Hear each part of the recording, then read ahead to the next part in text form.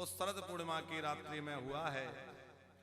और ऐसा नहीं कि उस समय हुआ था, आज भी नित्य प्रति महारास है। चतुर्वेदी जी ब्रज के अनेक महापुरुषों के अनुभव हैं कि आज भी नित्य प्रति वृंदावन में महारास होता है, पर वो दिखता अधिकारी लोगों को ही है, सबको तो नहीं दिखेगा। लेकिन आज भी प्रत्यक्ष ठाकुर जी की लीला है। 3 लीलाएं आज भी नित्य वृंदावन में हो रही हैं। एक ठाकुर जी की माखन चोरी, दूसरा ठाकुर जी की गौचारण लीला, और तीसरा ठाकुर जी की रास की लीला। निधि वन में आज भी ऐसी मान्यता है ना कि रात्रि में कोई जाए तो वहां रात में रुक नहीं सकता।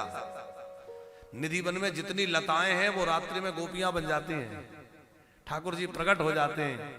वहां अंदर श्रृंगार महल है, तो जो श्रृंगार की वस्तुएं जमा के रखी जाती हैं, पान का बीड़ा लगा के रखा जाता है, तो सवेरे पान का बीड़ा चबा हुआ मिलता है, श्रृंगार की सामग्री बिखरी हुई मिलती है, और कोई भी अंदर जा नहीं सकता। आज भी प्रत्यक्ष है। इसी कलिकाल में कितने लोगों को, कितने महापुरुषों को ठाकुर जी की गोचारण लीला का दर्शन हुआ है।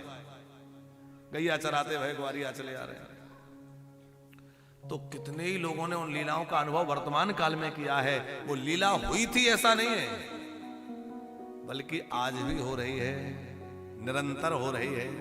पर ठाकुर जी की वह प्रकट लीला शरद पूर्णिमा में संपन्न हुई। वह दिव्य रात्रि हो गई।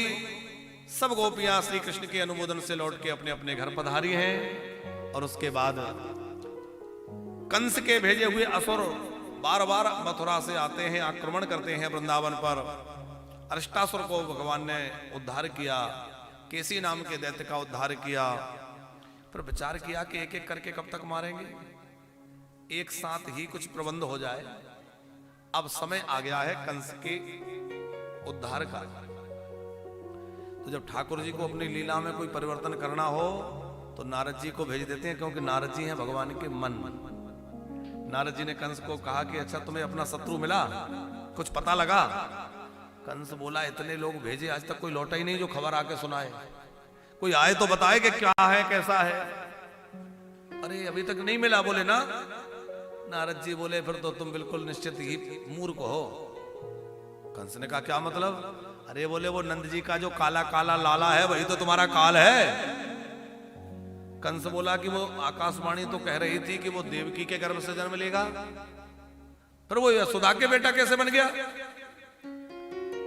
नारद जी ने कहा तुम बहुत भोले हो, तुम कुछ समझ नहीं पाते।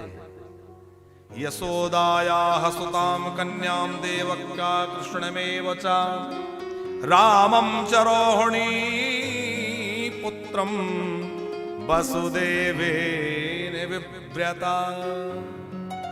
असल में देवकी ने लाली को नहीं, लाला को जन्म दिया था। और वसुदेव जी ने कैसे पहुंचाया, सारी कथा सुनाई। कंस ने कहा इतना बड़ा षड्यंत्र, क्या करें? वसुदेव को मारे? बोले वसुदेव नहीं, अब तो वासुदेव को पकड़ो। नारद जी तो विदा हो गए। अब कंस की परेशानी और बढ़ गई कि पता तो लग गया, पर करें क्या? किसी ने कहा हम इतने लोगों को भेजे, उनको मारता गया, अब हम किसी को नहीं भेजेंगे, हम उसको यहीं बुलाएंगे।